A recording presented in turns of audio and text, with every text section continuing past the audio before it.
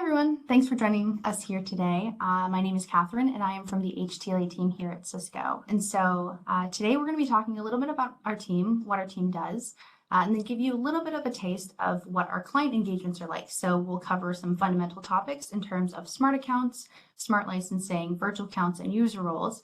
And then after that, we're going to circle back, talk about the licensing journey as a whole, some of the other licensing teams within the ecosystem itself, and then also how to best engage our team as great resources for your clients.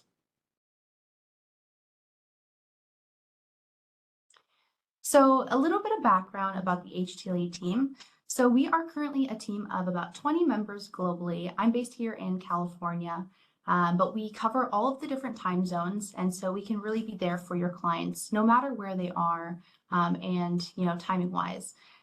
We're a team of licensing generalists, so we're non-transactional and non-technical, but we're really there to help make your clients a little bit more self-sufficient and self-reliant when it comes to licensing and utilizing all of the different portals revolving around smart accounts and smart licensing. And so we do this primarily by education and training sessions. So around smart licensing, MCE portal, things like that. And we are a free, no cost service for your clients as well. So it's good to know that you have those resources there. As of right now, we do support additional languages besides English. So the languages that we have our sessions supported in are Japanese, Spanish, and French. So if you do have a client that caters towards one of those languages, we can have one of our HTLA members who speaks one of those languages do the sessions there. And we're not a new team, so we've been here for a while.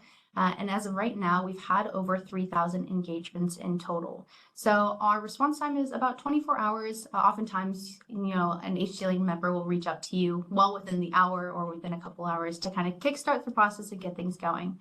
But to give you a little bit more of an idea of what our customers are like and the engagement timeline in general, you can take a look at the infographic there.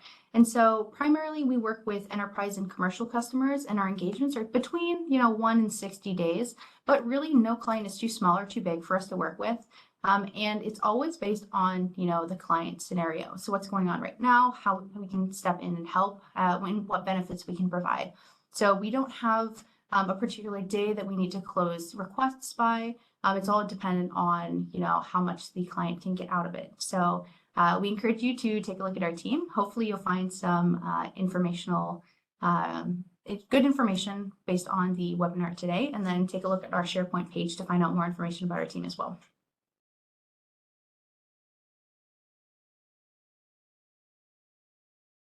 So to give you a little bit of a better idea of the scope that we cover, there are 7 main engagements that we engage in with our clients. So obviously when a client is fresh and they don't know anything about smart account, smart licensing, maybe they need to go ahead and create a smart account or get access to their first smart account, we do smart onboarding.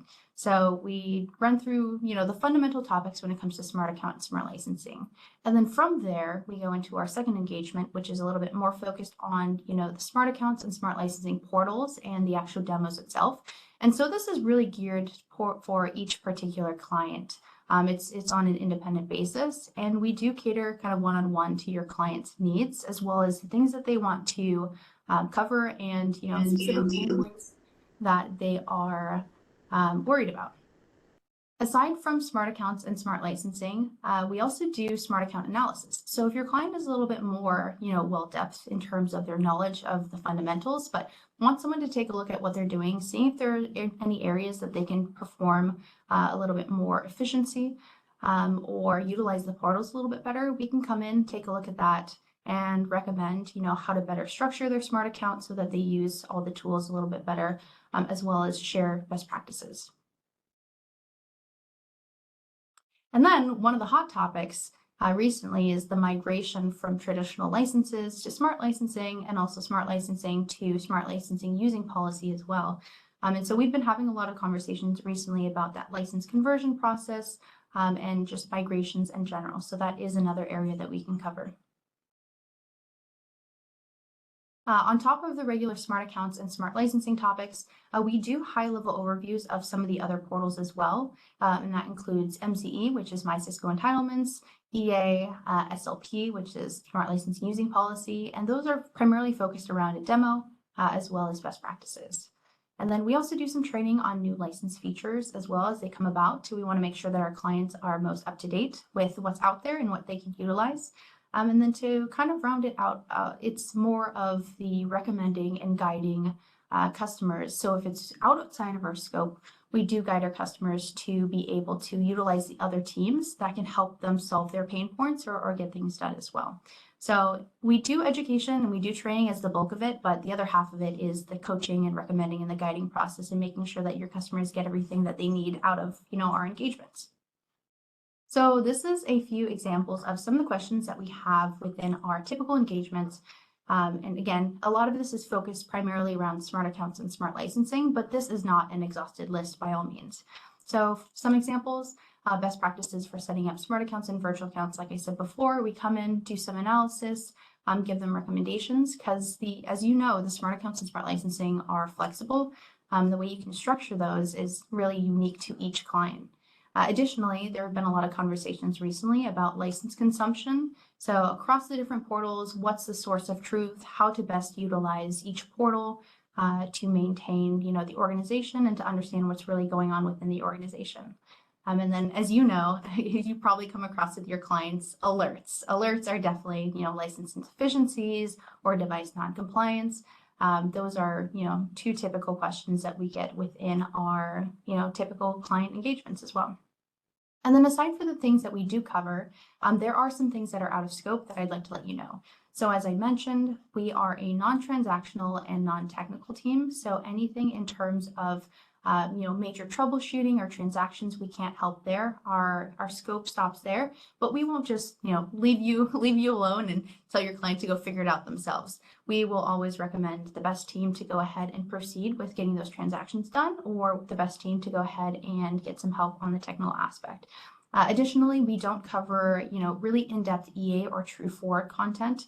There are teams that specialize in those particularly. And so again, it's the recommendations and making sure that your client is taken care of by directing them to the right team. So those are just some things to keep in mind in terms of what we cover and what we don't.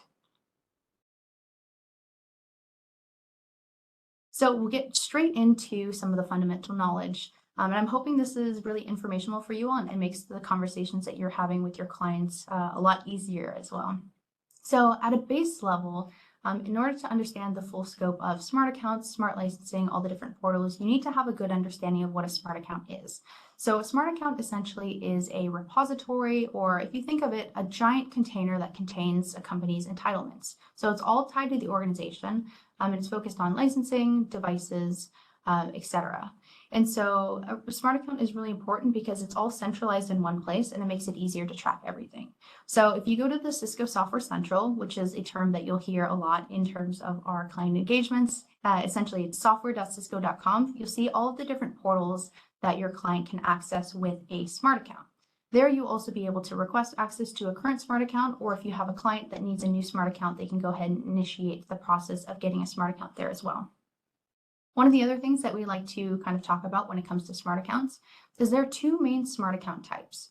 So we have a customer smart account, which is what the bulk of your clients will be utilizing. And this is where licenses are deposited after they have been provisioned and where licenses can be consumed. So in this portal, also known as the CSSM, for the customer smart accounts, your clients can register their devices, move licenses across virtual accounts, etc. We also like to let you know and let your clients know that there is something called a partner holding account.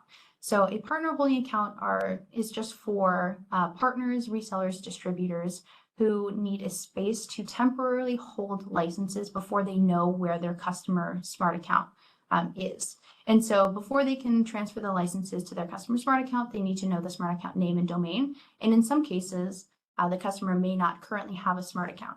So it's just a temporary housing area. And we like to let customers know that there are partner holding accounts because if the orders have gone through and the licenses have been provisioned, if they don't see it in their customer smart account, oftentimes it's just in the partner holding account, and then the partner just needs to reassign it on their end.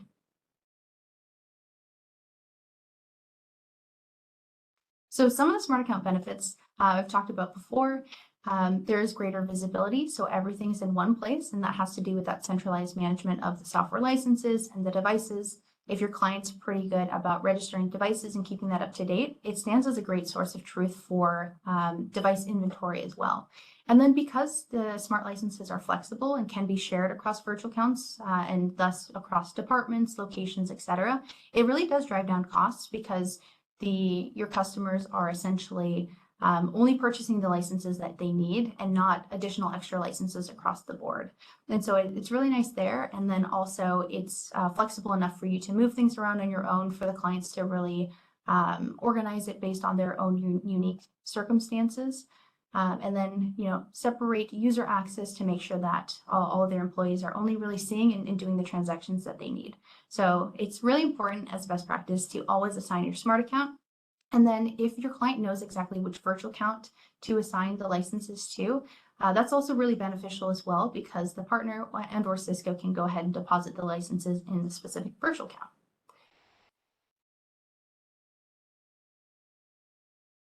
And so that takes us into virtual accounts and what those are. So if you think of a smart account as a big container, a big repository for licenses, devices, other entitlements to be tied to, virtual accounts are essentially the folders that help an organization maintain and organize things a little bit better. And so it's really up to your client to go ahead and figure out what's the best way to organize it by virtual accounts. We have some small clients that tend to, want to use as few virtual accounts as possible because they only have a handful of users in their accounts. And then we have some larger clients that, because they're working across different departments, different locations, different product families, etc., they really need to build out the structure. And so we can come in and have that strategic conversation with your clients as well. And then help them figure out what they need to pay attention to, or kind of what are the pitfalls that they have to keep in mind when it comes to structuring this out.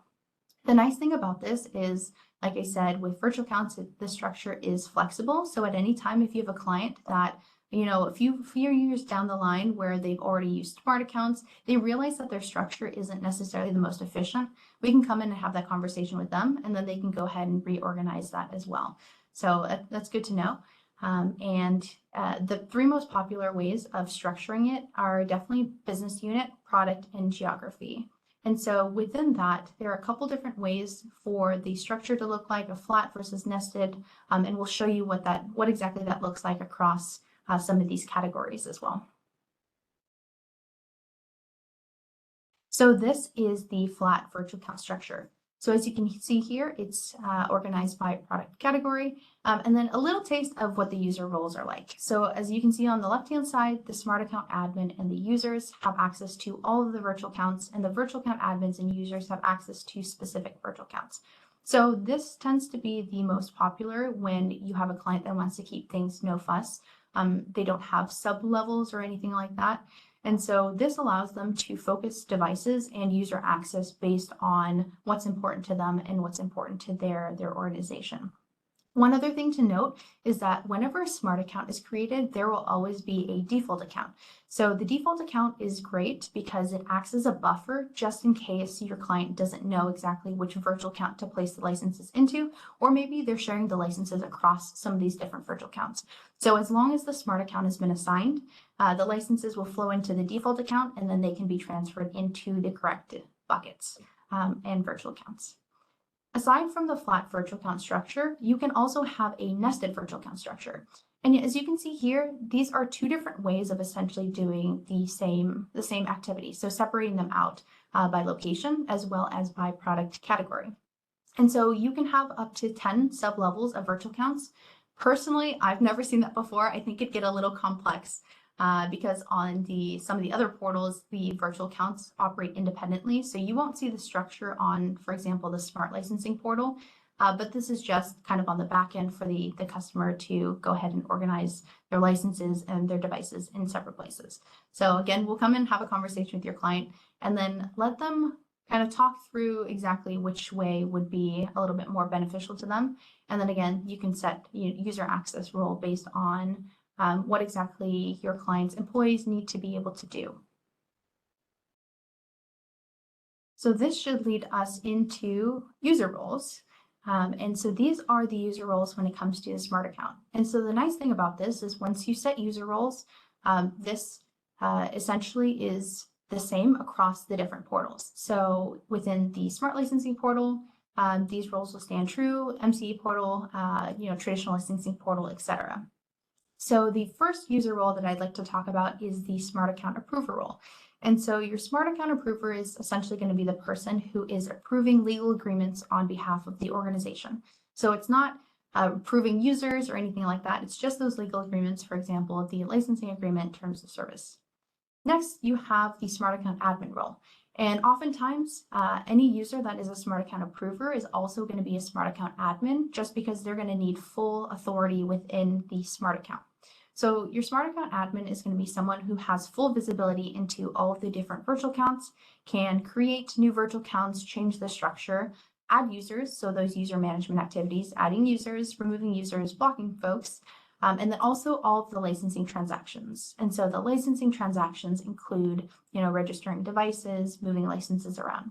So as a best practice, we always recommend that each client has at least 2 Smart Account admins, just in case someone goes on vacation or there's turnover at the organization.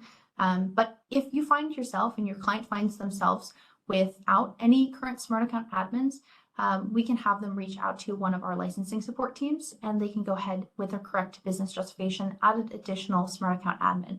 But it's a lot easier and a lot faster for your clients to have that access on the get-go. So we do recommend that they have at least 2, just to make sure that stuff like that doesn't happen. And then best practice, typically, depending on the organization, about 8 Smart Account admins is typical, but there aren't any system, maximums in there. So if your client wanted to set everyone as a Smart Account admin because they needed that ability, then they could.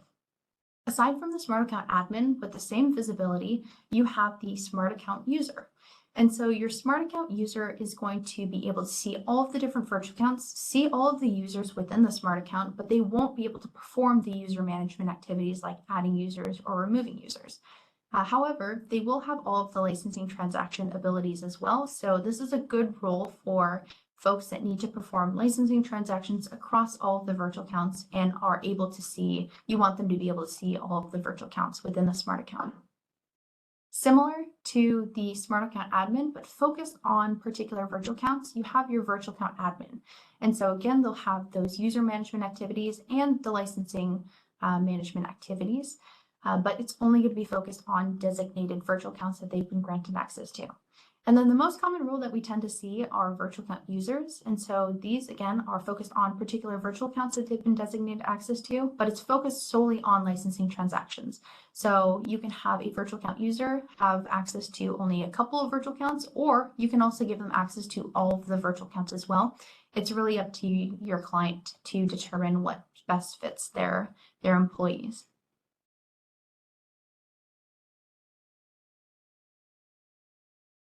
So to give you a little bit more of a background on why Smart Accounts came about, their importance and why it's really beneficial. So previously, when it came to traditional licenses prior to Smart Accounts, everything was tied with a particular user. And so clients who had, a number of employees making purchase orders across the organization that weren't communicating with each other, they wouldn't be able to know what other parts of the organization had. And then when they were using different partners as well, that would complicate the process because we couldn't tell them as a whole, this is what the entire organization owned, and this is what the entire organization is able to utilize. And so the nice thing is that prompted Smart Accounts to come about. And so with Smart Accounts, because everything is tied to the organization and not the user itself, then there is greater visibility into the entitlements as well. And so you can see it reflected across many of these portals.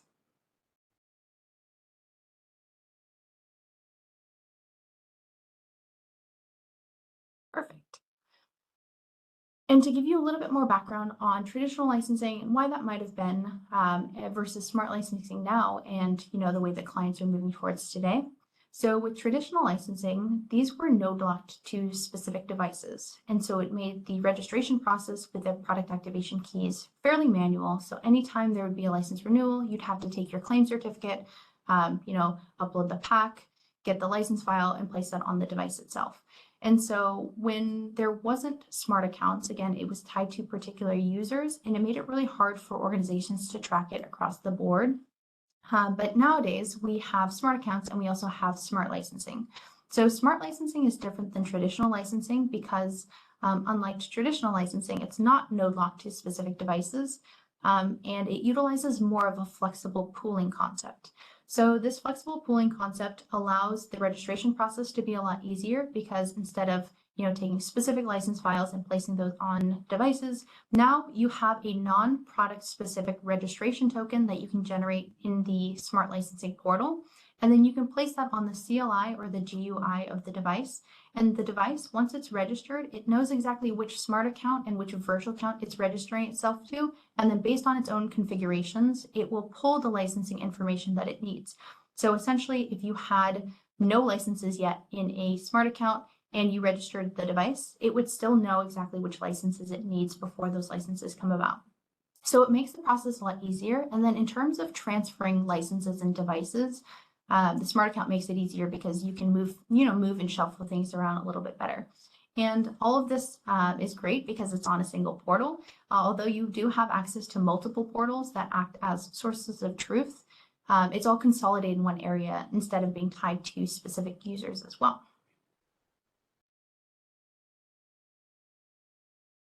So now that you have a better understanding of traditional licenses, of smart licenses, and smart accounts as a whole, I'd like to share with you the licensing journey or the licensing cycle that we typically see. And so not every client is going to follow the same path. And like I said before, no client's too small or too big for us to be engaged and help be as an additional resource. So I've had scenarios where I've had a client who's primarily used traditional licensing and they've never used a smart account before. It's been tied to particular users, but they've kept really great inventory of what they have and what they own. But all of a sudden, with the devices that they've purchased with their partner, those devices are using smart licenses, and as such, they need a smart account.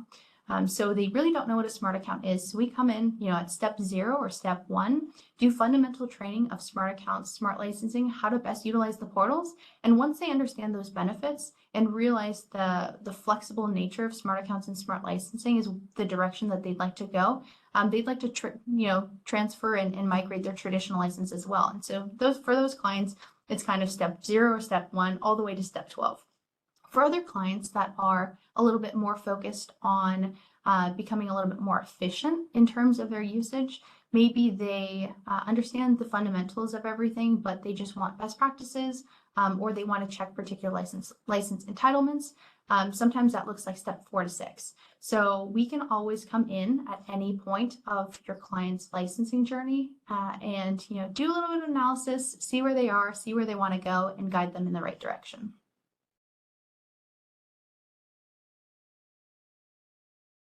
And then aside from the licensing journey itself, we did want to share some of the other licensing teams that are within the other licensing ecosystem. So some of these teams you might be a little bit more familiar with, the other teams and other resources, this may be the first time that you're hearing about them, but we did want to share just to let you know that these are available or are around. So as you know, with the HTLA team, we focus on education and training for clients on a one-on-one basis. And so sometimes that looks like handholding, sometimes that looks like a Q&A session, etc. And so we operate based on internal requests from Cisco internals. And so you can go ahead and visit our SharePoint page to open up a request, or you can also join our chat space as well. So we do have a WebEx chat space. Aside from the HTLA team, we also have some licensing support teams as well. And so our licensing support team is available 24/7. Anyone with an active CCOID can create a licensing support request. And they have 3 main tiers. So their first level is Glow, second level is L2, and their third level is L3 or technical engagements. So for those of you who have clients that have needed a little bit more help with troubleshooting the licensing aspect, I'm sure you're very familiar with our licensing support teams. Aside from licensing support, we also have Ask Licensing. So Ask Licensing is a bot that helps with answering kind of one-off questions when it comes to smart accounts and smart licensing. I do want to make it known that currently the access for Ask Licensing is restricted and by invite only. So hopefully it will be rolled out kind of in time to a greater audience. So if you do know about it, it's probably because you've been invited. If you don't know, this is a good thing to look forward to kind of in the future. Aside from Ask Licensing, there's also licensing communications. And so licensing communications, if you think about it, they're more like how-to videos on specific topics. So if your client doesn't want, a 30-minute or 1-hour session talking to a person in real life, but rather would like to focus on one particular topic, for example, if they'd like to focus on alerts, or if they'd like to focus on, reporting, etc., they can go on their own time and visit video.cisco.com and go ahead and check out the how-to videos that Licensing Communications has been able to provide as well. So that's a great resource to go ahead and check out in your own time. And then we also have our PAS team, or our Product Activation Specialists. And PAS is essentially, your subject matter experts when it comes to the EA and the EA workspace. And so they're really great if you want to do, really in-depth, detailed education sessions there, as well as review EA terms and conditions. And they also work pretty closely with, the True Forward team and other EA related teams as well. So they can always guide your client in the right direction, where to go when it comes to the EA itself. So this is just a little bit of a taste when it comes to the licensing teams within our licensing ecosystem.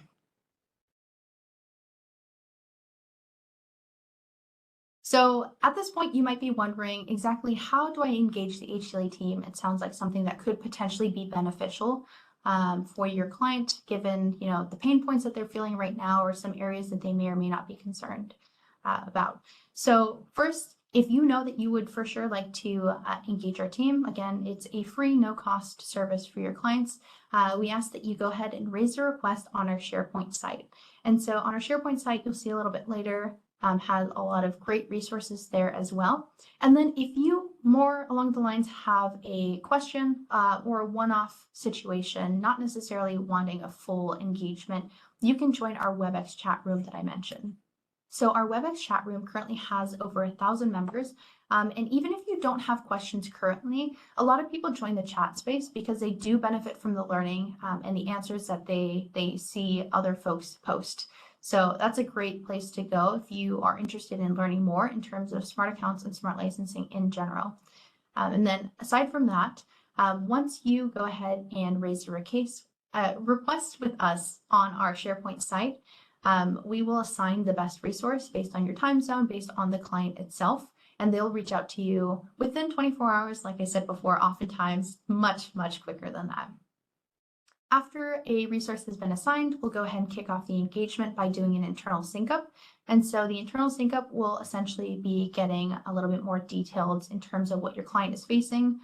So background, pain points, and then together we'll come up with an action plan. So it may look like a one and done education session to focus on a particular topic. It may look a little bit more flexible, like a Q&A session, or it might be an ongoing series of education sessions touching upon a number of different topics. So maybe smart accounts are one area, smart licensing is another, and MCE is another as well. So it's really based on the particular client scenario. And then throughout the process of the engagement, we'll be helping solve challenges for you and your customers, keeping in constant communication, and hopefully providing the best experience that you've ever experienced with our team before.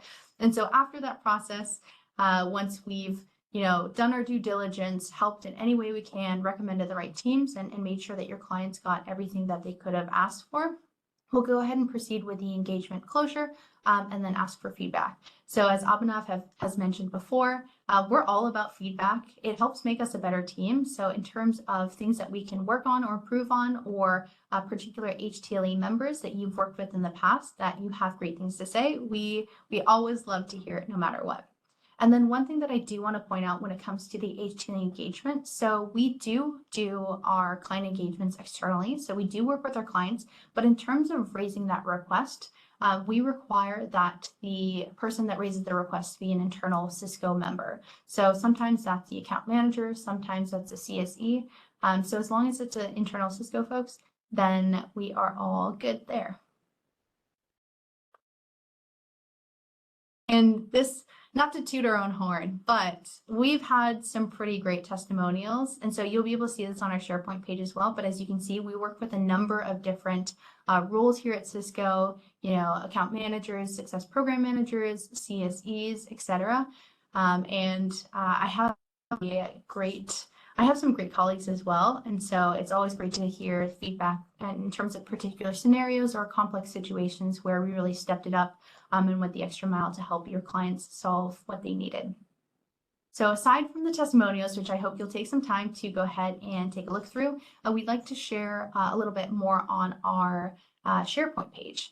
And so our SharePoint page, you'll see the links here. You also see it in the content that you get a little bit later. But this is where you go ahead and put in a request with the HTLE team. Aside from that, you'll see a little bit about us section. So if you want to understand our scope again or understand exactly what we can do for your clients, you can check that out as well. Aside from the about us, there are some other areas that are useful. So if you ever forget the WebEx link, there's an area to go ahead and join the HTLE chat room. Again, this is for Cisco internals only. So your clients can't join the WebEx chat space, but you can ask questions on their behalf there. And then again, the testimonials and feedback received is a great place to kind of check out where we might have helped and stepped in and see if that's an area that your client can benefit from as well. So I hope you have had a better idea, a better understanding of our team and what we do.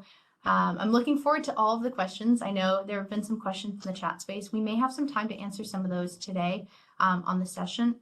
If not, we definitely recommend that you reach out to the WebEx chat space and ask some of your questions there as well. And as always, I hope this session was informational and you learned a lot, and it makes you, a little bit more competitive and understanding when it comes to your clients, when it comes to smart accounts and smart licensing as well.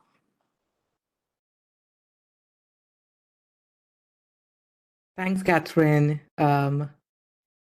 There have been a few questions. Lena and I have been trying to answer those. So let me try asking you a couple of them because we've got 4 minutes. Could you talk us through what different teams within the licensing world at Cisco does the HTLE team work with? Yeah, that's a good question. So as you know, there are some things that are within our scope that we can help out with, and definitely within the education and training focus, we definitely step in and help out there. Aside from our teams, I did share some of the licensing teams that we work hand in hand with. So we're all about collaboration. Again, if it's something that we can't cover or we don't have knowledge about, we try to collaborate with other teams and bring other resources on board as well to help your clients. And so sometimes that looks like collaborating with the licensing support team. Sometimes it looks like collaborating with a pass, or if it's more technical, collaborating, having your client open up a case with the Technical Assistance Center, so one of our tax specialists. And I've also had colleagues reaching out to, the BUs and the product managers to find a little bit more in terms of product specific as well. So it depends on the scenario, but we try to be as helpful as possible. And we do a lot of collaboration across the board. Perfect. Thank you. I want to address the other question we have, which is, do you proactively report challenging or complex issues back to the respective BEs or product owners to make improvements into the product licensing structure? Absolutely, we do that. Our communication with BEs and product owners is not one way. So we have a channel to provide them with enhancement requests and updates. We do that, but there's a lot of prioritization that happens, of course, because of which you may see delays in those actually materializing and resulting in different feature rollouts, etc. The other question is, what is the criteria to obtain an Ask Licensing invite? Great question. Here's what, and don't quote me on this, but here's my understanding of it.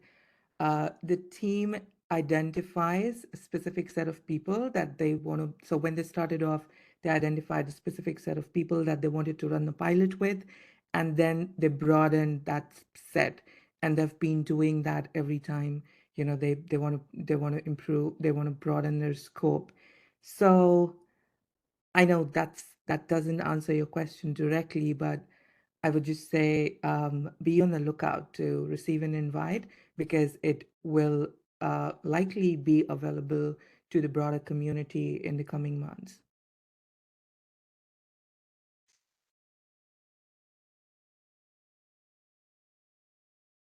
Catherine, I just want to say that there's so much appreciation on the chat for you, for your presentation, and how the session has been very informative. Thank you.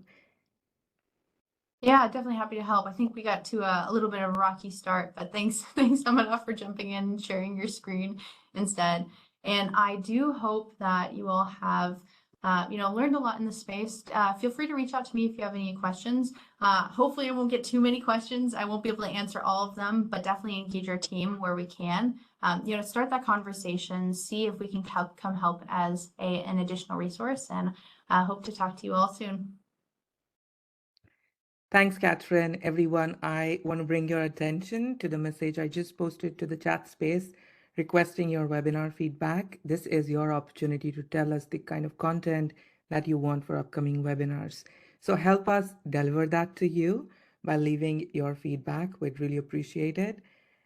And then because we are on time, what I'm going to do is make a note of the questions that we weren't able to get to, and I'll be sure that your questions are answered offline. Thank you very much for joining. We really appreciate you taking the time to understand more about Smart Account, and we look forward to partnering with you and creating successful engagements for your customers.